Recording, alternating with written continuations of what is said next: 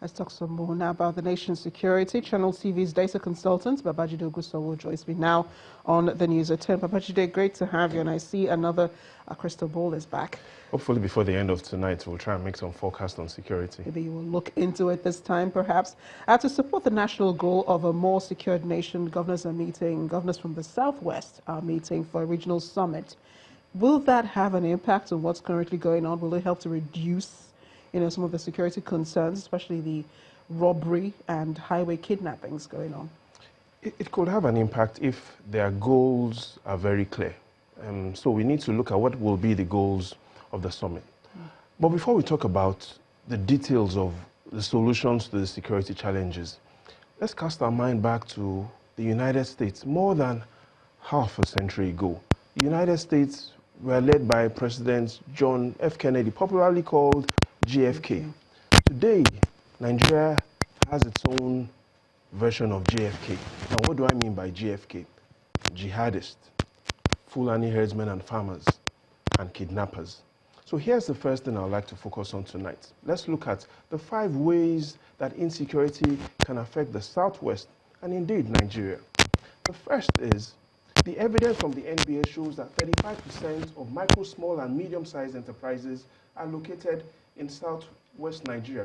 In other words, approximately 1 out of 3 SMEs are in the Southwest. And so if we do not manage the insecurity concerns, that means that we could potentially have a challenge when it comes to supply of goods and services from MSMEs. The second is to look at the evidence as well that shows that 46% of internally generated revenue comes from the Southwest. Yeah. Again, insecurity in the Southwest could mean challenges to national income, especially if you also look at the fact that shows that more than half of capital that was imported into the country as well went into shares, and by shares you're looking at the Nigerian Stock Exchange, and where is that? Lagos. Again, insecurity in the Southwest could influence investor appetite. Clearly, we know how significant the Southwest is, especially at Apapa Port, where we know that approximately 98% of all exports goes through Apapa. Where's Apapa? Lagos. Where's Lagos? Southwest. So clearly, especially even on jobs, the Southwest, insecurity in the Southwest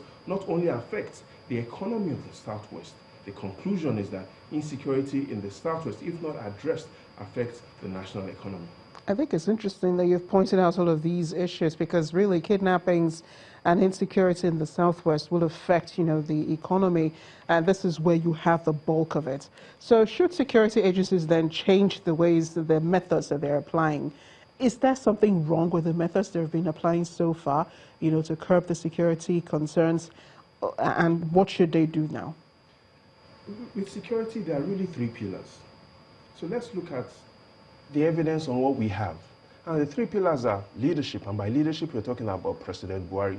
The second is strategy, and strategy really rests with the Chief of Defense Staff, General Abayomi Olonishakin, and the third is tactics. And by tactics, that resides, when we talk about tactics, it's really all about insights, information, and intelligence, and that lies with Air Vice Marshal MS Usman. So that's really those are the 3 pillars of security.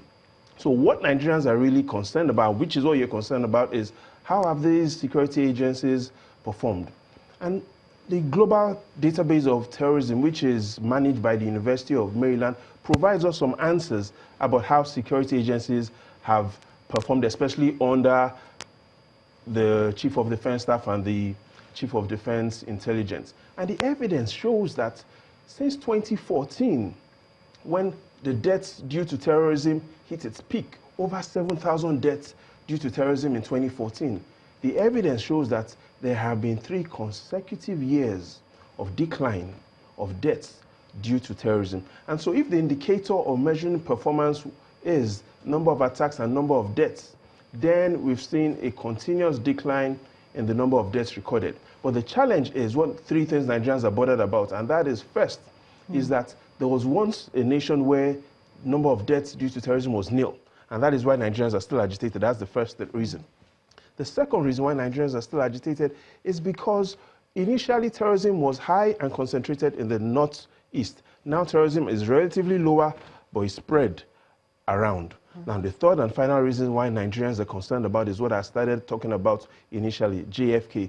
Jihadists initially, now we have Fulani herdsmen. And Kidnapping. so what is the solution? And if there's only one solution we can quickly recommend right now, is that the president needs to move from an excuse-based system to a consequence-based system. In other words, there has to be consequences for performance and consequences for non-performance. When military heads succeed, they should be rewarded, and when they fail, if they fail, they should be punished. That is the summary. And hopefully they're listening. Thanks again for joining us. There are consequences if you hadn't stopped me right now, but we should move into a consequences-based system. Right, there's really nothing to laugh about this issue. It's really serious. Thanks again, Babajide, for joining us Pleasure is all mine. The News at 10.